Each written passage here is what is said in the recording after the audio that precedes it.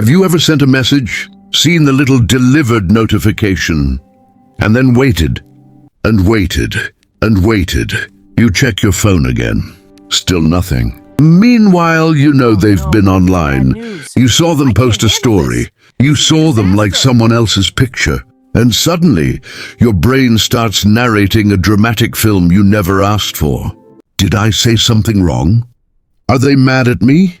Am I not important enough? Now let me flip the camera for a second. Have you ever been the one who replies late? You saw the message. You even thought about replying. Maybe you started typing and then stopped. Maybe you told yourself, I'll respond later when I have the energy. Then somehow, later turned into tomorrow, or 3 days from now. It's funny how the same behavior can feel like rejection when someone else does it, and completely reasonable when we do it. So what's actually going on in the psychology of people who reply late to messages? Are they careless, disinterested, playing power games, or is something deeper happening beneath the surface? Let's step inside the mind of the late replier. First, understand this. Replying to a message is not just a mechanical task. It's a social interaction. And social interactions cost energy. Your brain doesn't treat a text as just words on a screen. It treats it as a micro-conversation, a commitment, a tiny emotional exchange.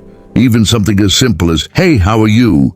can feel like opening a door to a room you may not have the bandwidth to enter. Some people have what psychologists call higher social processing sensitivity.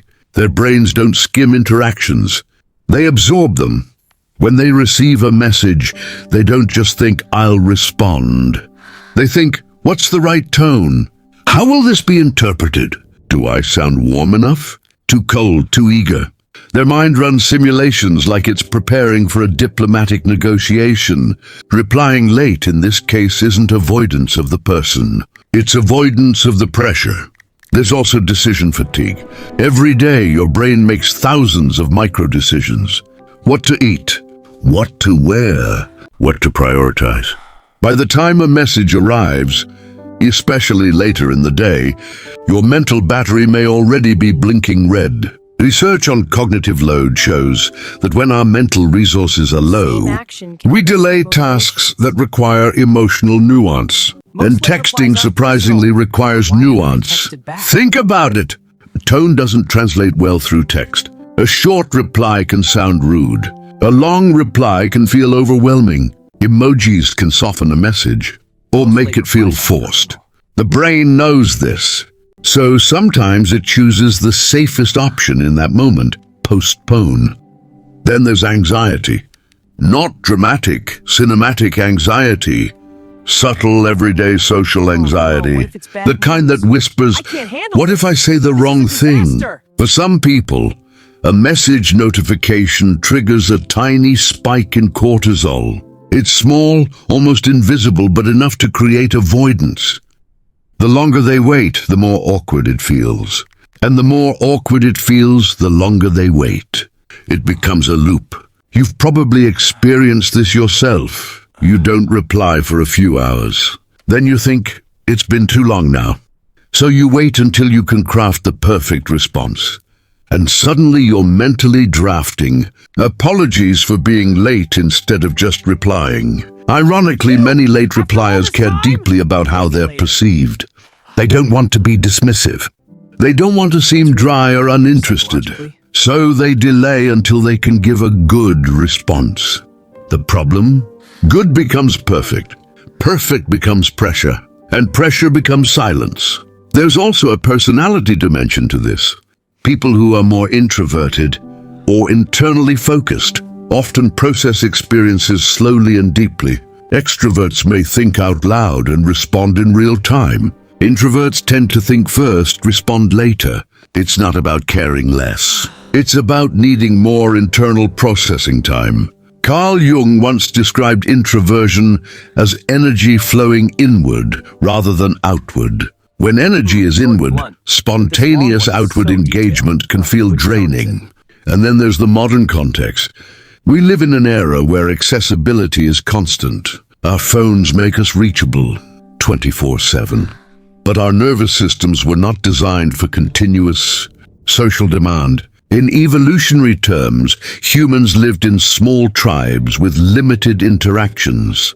Now your tribe includes co-workers, friends, family, acquaintances, group chats, online communities, and that one person you met once at a wedding who still occasionally replies to your stories. Your brain is trying to manage dozens of social threads at once. Sometimes replying late is simply your nervous system trying to regulate itself. Another layer that often gets ignored is boundaries. Some people reply late because it's the only way they know how to create space. They may not consciously think I'm setting a boundary, but their behavior reflects it. If they replied instantly to everyone all the time, they'd feel consumed. So delay becomes a buffer, a breathing room. Of course, not all late replies are healthy. Sometimes they reflect avoidance of conflict. If a message contains tension, expectation, or emotional weight, the brain perceives it as a threat. Even mild relational tension activates the same neural alarm systems involved in physical discomfort. So instead of engaging, the person postpones. I'll deal with it later. Later feels safer. But here's the twist. The longer they delay, the heavier it feels. The message transforms in their mind. It's no longer a simple text. It's now that thing I haven't responded to. It carries guilt, and guilt drains even more energy. You might be thinking, okay, but what about people who are always late? Every single time. That's where attachment styles sometimes come into play. Individuals with avoidant attachment tendencies often value independence highly. Constant communication can feel intrusive. Not because they don't care, but because closeness can subconsciously feel overwhelming. So they regulate intimacy by pacing responses. On the other hand, someone with anxious attachment might also reply late, but for a completely different reason. They may overanalyze what to say, reread their draft 10 times, and delay until they feel safe enough to send it. Same behavior, different internal world. That's the fascinating part of psychology. The same outward action can be driven by completely different inner motivations. Let's zoom out for a moment. Why does this topic even matter so much? Why does a late reply feel personal? Because humans are wired for social belonging. When a message goes unanswered, your brain interprets it as potential social rejection. Studies using brain imaging have shown that social rejection activates similar neural pathways as physical pain. So when someone replies late, your mind doesn't just process it logically. It processes it emotionally. But here's the truth we rarely consider. Most late replies are not about you. They're about cognitive load, emotional bandwidth, personality wiring, or self-regulation. Think of it like this. Everyone has a different social battery. Some recharge by interacting, others recharge by withdrawing. When the battery is low, even small interactions feel heavy. A message becomes another demand on limited energy. Now that doesn't mean communication doesn't matter. Consistent patterns do tell stories. Chronic unresponsiveness in close relationships can signal disinterest or emotional unavailability. But occasional lateness, that's human. If you're someone who replies late, I want you to pause for a second. Instead of labeling yourself as bad at texting, ask yourself what's happening internally when you delay. Are you overwhelmed? Perfectionistic? Anxious? Protecting your energy? Understanding your own pattern gives you power over it. And if you're someone who feels hurt when others reply late, consider this gentle perspective shift. Before assuming rejection, imagine the invisible world inside their head, the unfinished tasks, the mental noise, the silent battles you don't see.